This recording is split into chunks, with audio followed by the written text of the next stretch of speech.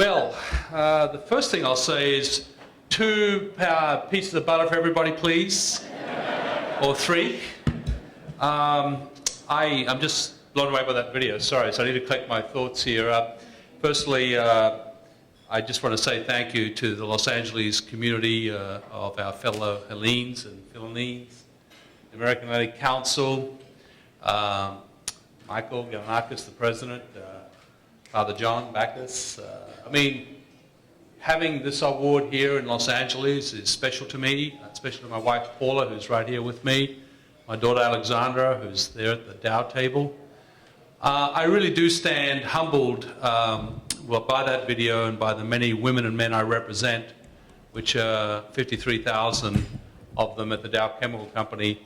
I literally have worked for Dow for 37 years. It's 1/3 of the company's history.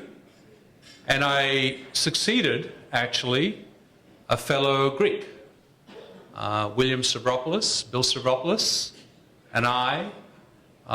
We've known each other, obviously, all of our careers. He retired some years ago.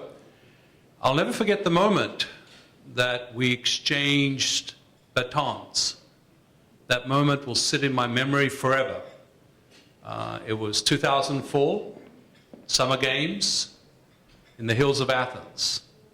Dow is a sponsor of the Olympics, and he and I got the pleasure of running the torch run. And there's this photograph of him handing over the torch to me. And I kid you not, and I don't think either of us are athletes, although he's more athletic than I am, our feet weren't touching the ground as that photograph was taken. And it was that prior week that I was announced his successor. So from Greek to Greek in the hills of Athens.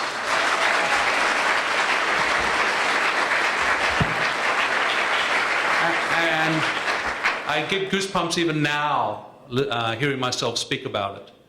It was such a poignant moment, I thought, for the Athens Olympics. As you know, they weren't exactly smooth, but they were incredibly well executed, and the people of Athens and the citizens of Greece did us proud. We boasted to all of our guests, we had some 400 of them over 16 days, and from all over the world, literally Dow's in 150 countries, so you can imagine the cultures that were there. Our chest was bursting with pride at this great moment in Greek history, and literally, Bill and I, as we hosted everyone, we just said, aren't we fortunate that we come from a country of 2,500 years of history, and here we are in a company of 115 years of history, and here I am, you know, with 37 years now with this company, 1/3 of its history, and here I am in front of all of you receiving this amazing award. My fellow honorees, the Congresswoman, soon-to-be Senator, did a phenomenal job of telling her story, but I just need to dwell a little bit on my parents and grandparents. They came from the 2 islands in the Dodecanese, Rhodes and Castellorizo. For those of you who know, these are pretty remote places. They came with nothing, and they landed in the port of Darwin. My grandfather actually landed with my father, who was 2 years old. Darwin, if you don't know, is a very remote place in Australia. So if you can imagine, it was a mining town. Soon thereafter, after 2 more kids were born, my grandfather passed away, left my grandmother washing miners' shirts and cleaning their homes, and my 8-year-old father was basically made to go work, had to work to support the 2 younger brothers. And from that, he and then his second brother began and actually created Northern Australia's largest construction industry or business. That business thrived up until a hurricane blew it all away back in 1974 when I was a young man. So my mother came from Rhodes. She destitute with her parents to Brisbane, and they were arranged marriage in the city of Darwin, so this was the old times. And it was Hellenism that kept them together as a married couple. It was their children that they invested in and the need to give us an education. And Australia and Australian Greeks are generationally just a little younger than all of you, not figuratively, obviously, but certainly in the immigration patterns. And I was just there in Australia this week. And we spoke a lot about our roots and where we've all come from, because they knew I was about to get this award here tonight, to which I thank the American Hellenic Council with great pride and humility. And we talked a little bit about what's going on in Greece today. So I'm going to do 2 or 3 things in my remarks, because the video and obviously Hank's great introduction, thank you for that, Hank, did a lot to cover subjects I'm passionate about. I'm going to try and give you a sense of this world we're in that is hurtling from 7 billion to 9 billion, and what it takes to solve our collective humanity is a partnership model that very few of us are ready for. And that partnership model I am passionate about, and while I'm in this job, I'm going to use podiums like this to enlist all of you, because it's no longer us versus them. It's no longer this country versus that country. It's no longer whether it be what happened in the past and we carry these burdens of enemism and fighting each other. If humanity doesn't move to its new paradigm, which is to work with each other, then when we get to 9 billion people and beyond, that unless we find answers that aren't really prevalent today and take courage to address them, then humanity is going to be in a very dark place. And what we've all got to do, and CEOs of large enterprises, CEOs of small companies, people in government, people who have the courage to run for political office, is not allow the addiction of the moment to carry us through. And when we live short-term election cycles, we get carried away by the addiction of the moment. So what we've got to stay true is to our principles. At Dow, what we've done in these last 7 years is to move away from the paradigm of selling a chemical product that leaves our plant fence, and whatever it does, to the paradigm Hank talked about, that we have a responsibility to make sure we provide solutions to all of humanity's challenges, from clean water to affordable energy, to affordable housing, to affordable medicines, and to be held accountable for them, and that's why we listed the 2015 goals. We look at sustainability. Thank you.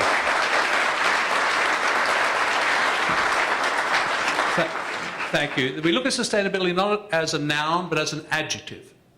Sustainable business, sustainable profits, but sustainable life, and a sustainable planet.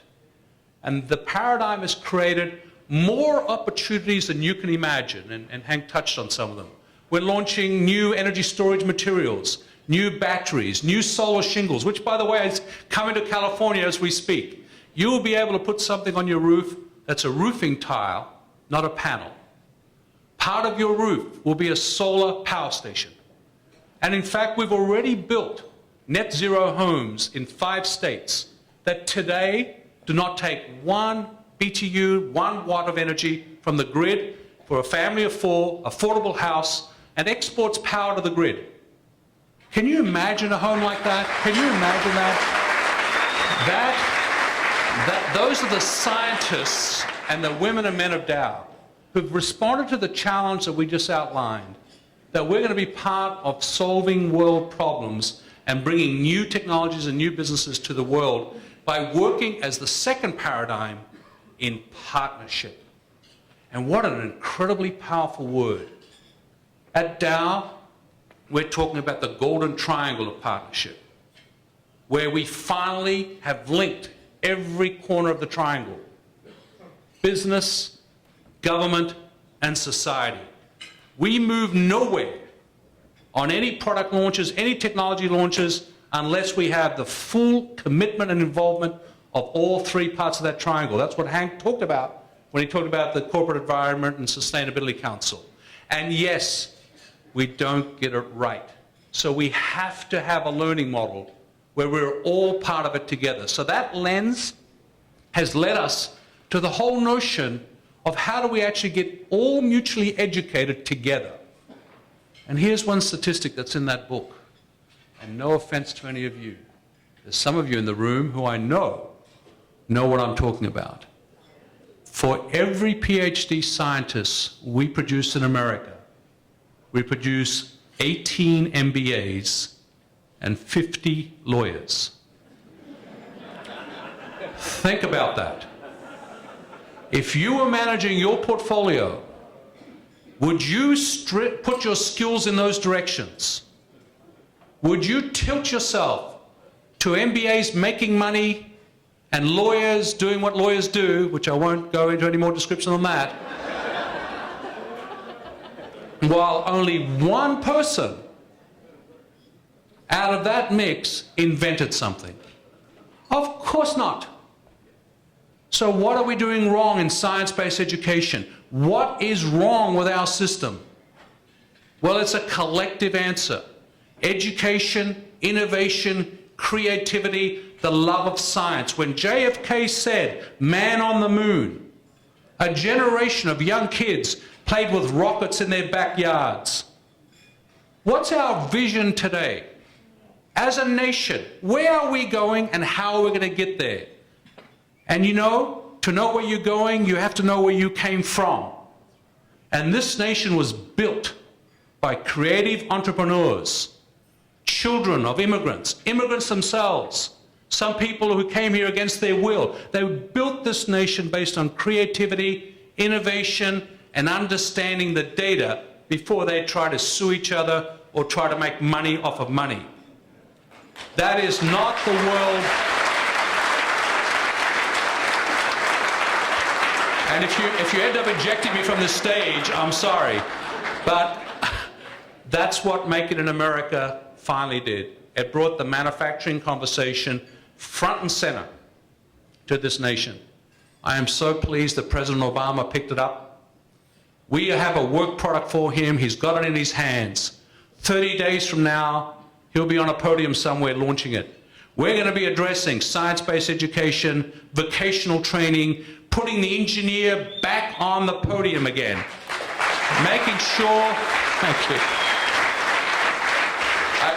I thank you. It's a collective work product, 8 university presidents, 12 large corporations, very many government departments who are involved in spending your dollar, not asking for more dollars, but focusing on them, finding the man on the moment.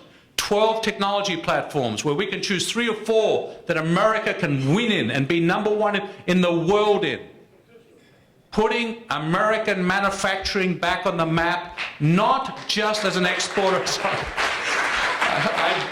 I appreciate the applause, and I'm so passionate about this, not just because of the labor cost paradigm or a cheap dollar, but because of American brains. Not American brawn, but American brains, which then helps American brawn. So that's what he's going to be doing, and that is the manufacturing message that's in that book. And you don't have to read it anymore, that's basically it. So you've all got a copy of it. Last thing I want to say is Hellenism.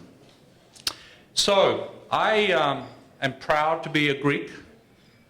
I have Hellenism in my DNA, but I have Hellenism in my family values. My lovely wife Paula and I have raised our kids steeped in family values. And what has struck me about the world of Hellenism is how the issues that we all fight for, that the Congresswoman talked about, don't get any traction in the political sphere. They don't get any traction in the business sphere. And many of us who try to help out Greece don't get much traction in Greece. Yet if I took the collective wisdom of the people in this room and the many tens and thousands, hundreds of thousands who are not in this room, and I said, tell me about the Hellenes and the Philhellenes, about their smarts and their intelligence. Tell me about how we can apply those to the ills of our great motherland. How can we do it? How can the Irish do it so well? How can the great Jewish nation do it so well? And yet we're fractured and we're split. And the answer I sometimes get, which blows me away as a business person who has spent his life traveling the planet looking at so many cultures and operating in many of them, is that, Andrew, you don't understand. The word ego comes from the Greek word ego. εγώ, me, I. Now, I don't think any of you are in this room because of me or I. You're in this room because you believe in each other. You have faith in Hellenic traditions. And of course I mean the church, and of course I mean the language to the extent that you've got it still. But I mean way more than that. And really what I'd love for you to all think about, and I'll give you a couple of things we're doing and then I'll step off the stage, is how to actually pull the power of that Hellenism for today. Sure, we've got lots of political issues to worry about, such as the Cyprus issue. But there are your fellow Hellenes starving on the streets of Athens today. There are people seeking homeless shelters today. Athens and Greece is in trouble today. And yet, the Greeks are proud, a war. They're not going to come easily to the diaspora. They're not going to say, send me this or send me that easily. Some will. How do we overcome this paradox of the great Hellenic traditions, the great Hellenic entrepreneurial action and mercantilism, the great American Hellenic success stories? How do we bring that to them such that it doesn't look like we're telling them what to do? Well, I must tell you that in the last 3 months, half a dozen of us have been working on that. And we are very close to launching a Greek relief fund. And for the first time, thanks to my own heritage, I've inspired the Australian Greeks to respond as well. This week, thank you. This week, half a dozen of us met in Sydney. We just arrived from Australia. And the Australian Greeks, who are not known, because Australia is not known for its philanthropy, it really isn't, unlike the great country of America, of trying to figure out how to bring their many communities together under one umbrella. Now, more details to come, but I just want you to know that this isn't about writing a check and sending it over and seeing if something happens. We're going to have implementation mechanisms, advisory groups. We're going to have people on the ground who are doing this today, who are internationally accredited. And the saying that was said earlier tonight, we're not going to send just fish. We're going to have a second phase, which is more important than sending food and money for food. We're going to help the Greeks in Greece start up businesses, start up private equity models, and start up financing. We're going to, thank you, we're going to help train, and I was so glad, Michael, to hear your statements, internships. We're going to bring young Greeks over here. We're going to send people over there, hopefully our young people. We're going to do a lot of what I call knowledge transfer, vocational training. This is the real thing we're going to be putting in place. So as I finish here, I just want you to know this was not a podium for me to ask you to do anything. In fact, I'm so honored by this award. I still get goosebumps from it. But I want you to know that I am not going to let Greece be defined by these last 5 years. That's not Greece, okay? A nation of our heritage and history for 2,500 years is not defined by what people in Europe and others are writing about. So I will hope, thank you, I will hope that, you know, if you're interested, my email address is available to anyone who wants it, and we'll have a lot more to say about it in the next 30-60 days. Ευχαριστώ πάρα πολύ. Να έχεις πολύ ωραίο βράδυ και ευχαριστώ που είχες με το εδώ το βράδυ για το αυτό award.